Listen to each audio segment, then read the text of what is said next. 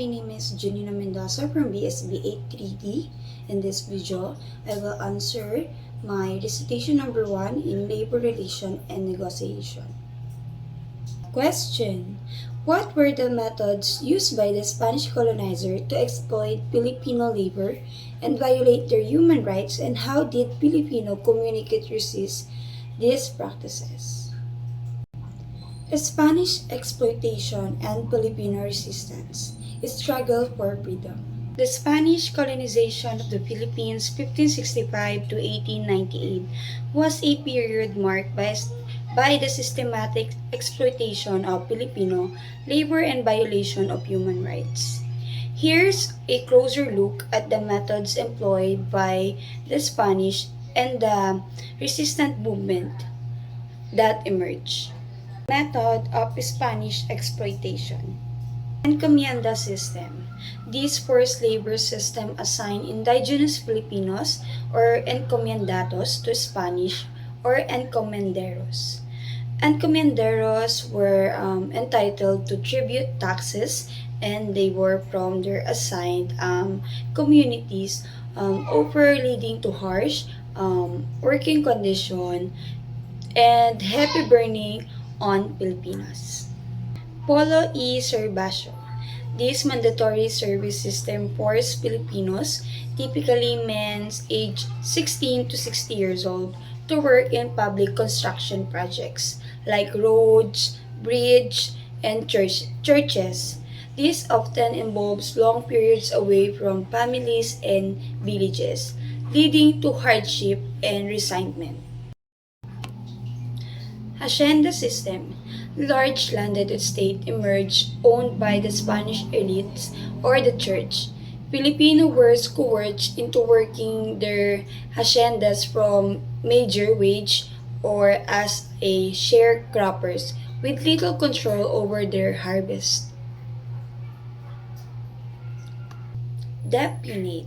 Filipinos were pressured to take loans from Spanish lenders, often with exorbitant interest rate.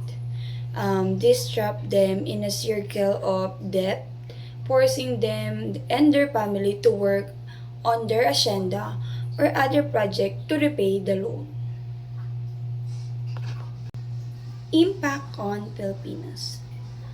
This system resulting in the loss of Filipino autonomy with traditional way of life disrupted. Overwork, malnutrition, and harsh condition lead to high mortality rates among Filipinos. Families were separated and cultural practices were suppressed. The focus on resource extraction and cash crop from export neglected the needs of the Filipinos and stifled local economies development. Filipino resistance. Despite the brutality of the Spanish regime, Filipino did not passively accept their fate. Resistant movement emerged in various forms. Armed revolts. Numerous uprisings and rebellions throughout the archipelago challenges Spanish rule. Leaders like Lapu-Lapu, Andres Bonifacio, and Diego Silang. It is symbolized Filipino resistance. Religious non-cooperation. Some Filipinos rejected the imposition of Catholicism and clung to their indigenous beliefs. Marrying. Filipino fled to remote areas in the mountains and jungles to escape forced labor and maintain their way of life. Tax avoidance and sabotage.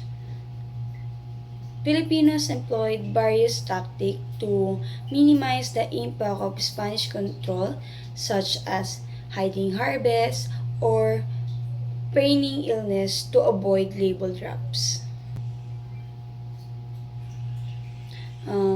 Overall, the Spanish colonization of the Philippines was a dark chapter marked by exploitation and oppression.